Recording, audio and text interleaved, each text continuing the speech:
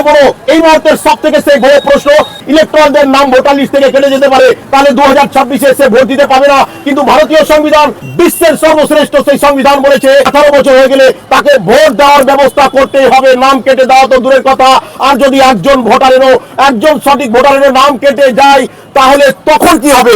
সেই বড় প্রশ্ন নিয়ে এই মুহূর্তে আপনাদের সামনে তুলে ধরলাম যে সংবিধান কি বলছে। তো সরাসরি সংবিধান বলছে যত রকমের চক্রান্তই হোক না কেন সংবিধানই বলবে শেষ কথা। ভারতীয় সংবিধান হিসাবে একজন লোক তার বয়স যদি 18 বছর হয় তাহলে তাকে ভোট প্রক্রিয়ায় অংশগ্রহণ করানো ইলেকশন কমিশনের দায়িত্ব।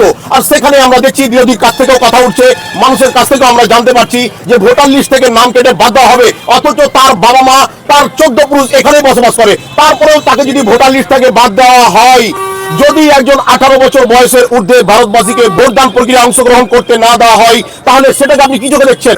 জাতীয় নির্বাচন কমিশনের সাংবিধানিক দায়িত্ব, constitutional duty and obligation to enrol his name in the electoral roll, এবং একটা এলিজিবল ভোটারও যাতে সেই প্রক্রিয়া থেকে বাদ না যায় সেটা দেখারও দায়িত্ব। কিন্তু জনগণের মধ্যে আমি আতঙ্ক দেখছি রোহিঙ্গা কিংবা বাংলাদেশি তকমা লাগিয়ে, আর তাতে করে নাগরিকের যখন ভোটাধিকারটা হরণ করে নেওয়া হবে তখন তো সংবিধানের সমস্ত ধারাগুলো উপকৃত হবে। ভারতবর্ষ পৃথিবীর সবচেয়ে বড় ডেমোক্রেটিক কান্ট্রি, একটা গণতান্ত্রিক রাষ্ট্র। এখানে কোনো রাজনৈতিক দলের নেতা যদি তার রাজনৈতিক স্বার্থ সিদ্ধির জন্য কোনো ডিগ্রেটরি কমেন্ট করেন এবং ইলেকশন কমিশনকে তার যে প্রফেশনালিজম সেটা দেখানো উচিত। আমি বলছি যদি বাদ হয়ে যায়, যদি একটাও ভোটার ভোট দিতে না পায় 2026-এ, একজনও বৈধ ভোটার তিনি যাতে এই ইলেকট্রাল রোল থেকে তার নাম না বাদ পড়ে সেটা সুনিশ্চিত করা সাংবিধানিক কর্তব্য।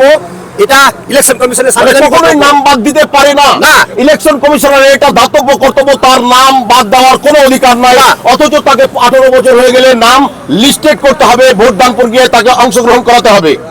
সুপ্রিম কোর্টের হিয়ারিং চলাকালীন এই বিষয়টা উঠেছিল।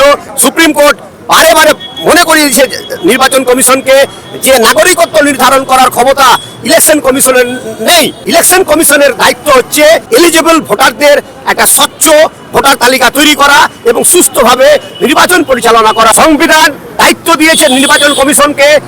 আমি আরো একটা গুরুত্বপূর্ণ প্রশ্ন আপনাদের কাছ থেকে জানতে চাইবো, ভোটার লিস্টের নাম ভুল আছে তার কারণে তাকে ভোটার লিস্ট থেকে তাকে ভোটদান প্রক্রিয়ায় অংশগ্রহণ করতে দিব না, এটা তো হতে পারে না। না, নিশ্চয় হবে না। নিজের নাম সংশোধন করুন, এটা একটা প্রক্রিয়া।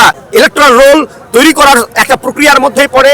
আপনারা কোনো রাজনৈতিক দলের কোনো ব্যক্তির কথায় বিভ্রান্ত হবেন না, শান্ত মনে যে সমস্ত কাগজপত্র দরকার সেগুলো নিয়ে হাজির হবেন, হিয়ারিং করবেন এবং এই ভাইব্রেন্ট ডেমোক্রেসিটাকে বাঁচানোর জন্য সবাইকে মিলে মিশে একটা স্বচ্ছ ইলেকট্রাল রোল তৈরি করাতে সাহায্য করবে ইলেকশন কমিশনকে। বর্তমানে 2026 বাংলা জুড়ে যে বিধানসভা নির্বাচন, আর সেই নির্বাচনের আগে এসআইআর ফর্ম জমা দিতে গিয়ে, হিয়ারিং করতে গিয়ে, নাম লিস্টেড করতে গিয়ে কিছু ধরনের তথ্য আমরা উঠে আসতে দেখি যে নাম বাদ পড়ে যাবে।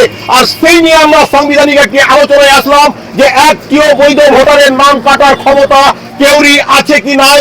তো সোজা সংবিধান বলছে যত রকমের চক্রান্তই হোক না কেন সংবিধানই বলবে শেষ কথা।